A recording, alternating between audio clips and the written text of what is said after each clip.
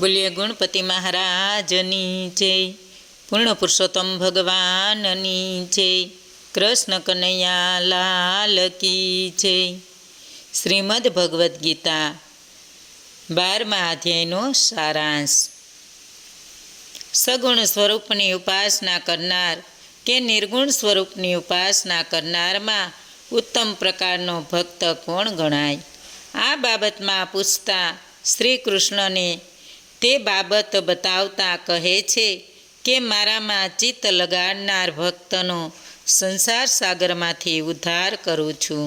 માટે હે અર્જુન, તું મારામાં મન લગાડ, જેથી તું મને પામીશ. આ ન કરી શકે તો અભ્યાસ રૂપ યોગ દ્વારા મને પ્રાપ્ત કર. આ પ્રમાણે ન કરી શકે તો મારા માટે કર્મ કર, આથી તું સિદ્ધિ પ્રાપ્ત કરી શકીશ.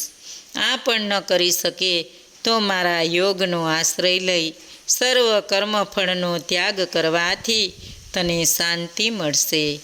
જે હર્ષ દેશ શોક ઉદ્વેગ કરતો નથી, સુખ દુઃખ સમાન માનનાર, ભય ગભરાટ કે કંટાળા વિનાની, શુભ અશુભ ત્યજનાર કે ભક્તિવાળો હોય છે, તે મને પ્રિય છે. જ્યારે જે શ્રદ્ધાપૂર્વક મારામાં જ પરાયણ થઈ પહેલાં કહેવાયેલા ધર્મમય અમૃતને સેવે છે, તે ભક્તો મને અત્યંત પ્રિય છે. બોલો કૃષ્ણ કનૈયા લાલ કી જય. શ્રીમદ ભગવદ્ ગીતા ભક્તિ યોગ અધ્યાય 12. અર્જુને શ્રી કૃષ્ણને પૂછ્યું, હે કૃષ્ણ, કેટલાક મનુષ્યો આપના સગુણ સ્વરૂપની ઉપાસના કરે છે, જ્યારે કેટલાક આપના નિર્ગુણ સ્વરૂપની ઉપાસના કરે છે. આ બંને પ્રકારની ઉપાસના કરનાર ઉપાસકોમાંથી શ્રેષ્ઠ કોણ? મને ઉપાસે તે શ્રેષ્ઠ યોગી. શ્રી કૃષ્ણ કહે છે, જેઓ મારામાં મન પરોવી એકાગ્ર ચિત્ત થઈ પરમ શ્રદ્ધાથી મને ઉપાસે છે, તે શ્રેષ્ઠ યોગી છે. જે વ્યક્તિ બધી ઇન્દ્રિયોને વંશ કરીને બ્રહ્મની એદૈત ભાવથી ઉપાસના કરે છે, તે મને પ્રાપ્ત કરે છે. જ્યારે નિર્ગુણ સ્વરૂપમાં જોડનારને વિશેષ પરિચય કરવો પડે છે, કારણ કે દેહધારીઓમાં અભિમાન રહે છે, ત્યાં સુધી તેને માટે બ્રહ્મમાં લીન થવાનું ઘણું કઠિન બને છે. મારા ભક્તનો ઉદ્ધાર કરું છું. જ્યારે મારે પરાયણ થયેલા ભક્તજન સઘળા કર્મોને મારામાં અર્પણ કરીને મને હંમેશા ભજે છે, તે મારામાં ચિત્ત લગાડનારો હું તરત આ નાશવંત સંસારમાંથી ઉદ્ધાર કરું છું. આથી કરીને અર્જુન, તું મારામાં મન લગાડી જો મનને અચળ રીતે મારામાં લગાડનારને અસમર્થ હોય તો યોગ દ્વારા મને પ્રાપ્ત કર. હે અર્જુન, આમ કરવામાં પણ જો તું અસમર્થ હોય તો કેવળ મારા માટે કર્મ કરવા પ્રવૃત્ત બન. જો તું આમ કરવાને પણ અસમર્થ હોય તો ઈશ્વરીય પ્રીત્યર્થ કર્મ કરવા તૈયાર થા. જો તું આમ કરવાને પણ અસમર્થ હોય તો જીતેલા મનવાળો થા. મારા પ્રાપ્તિરૂપ યોગને આધીન થઈને સૌ કર્મોના ફળનો મારે માટે ત્યાગ કર. કર્મના ફળનો ત્યાગ કરવાથી તને શાંતિ મળશે. કયા ભક્તો મને પ્રિય?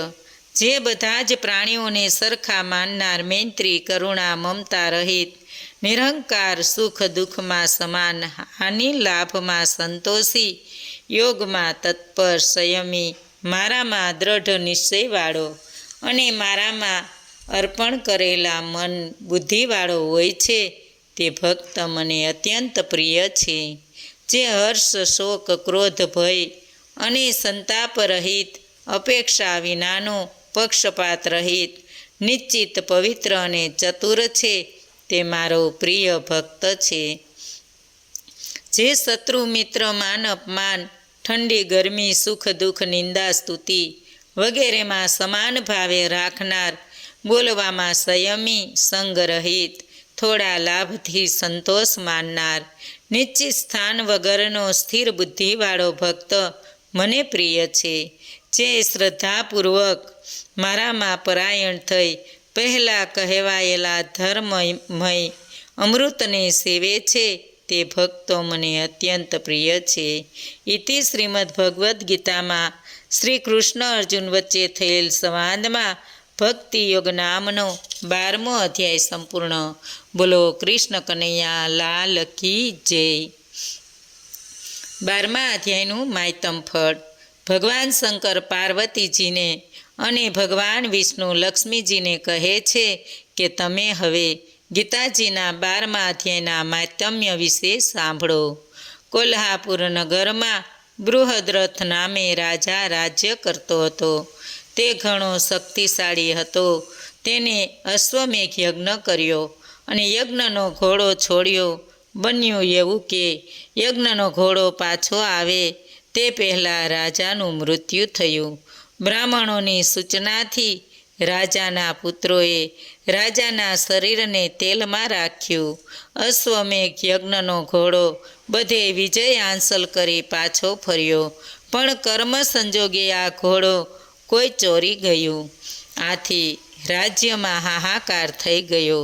આ રાજાના પુત્રએ પોતાની કુળદેવીના મંદિરે જઈ પ્રાર્થના કરી, હે માતા, મારો અને મારા પિતાનો આ ધર્મ સંકટમાંથી ઉદ્ધાર કરો.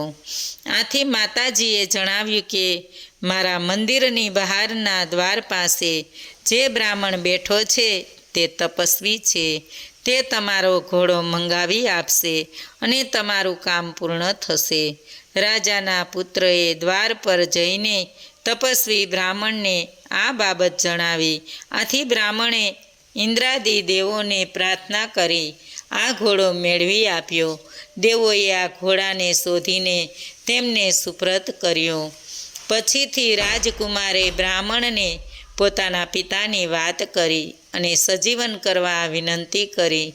બ્રાહ્મણને દયા આવી ને તેમણે મંત્રેલું જળ રાજાના શબ પર છાંટ્યું, જેથી તે જીવતા થયા. રાજા સજીવન થતાં તેણે તરત બ્રાહ્મણને હાથ જોડીને પ્રણામ કર્યા અને તેમની અદ્ભુત શક્તિ માટે ગુણગાન ગાવા લાગ્યો. આથી બ્રાહ્મણે કહ્યું કે આ અદ્ભુત શક્તિનું કારણ છે ગીતાજીના 12મા અધ્યાયનો પ્રતાપ.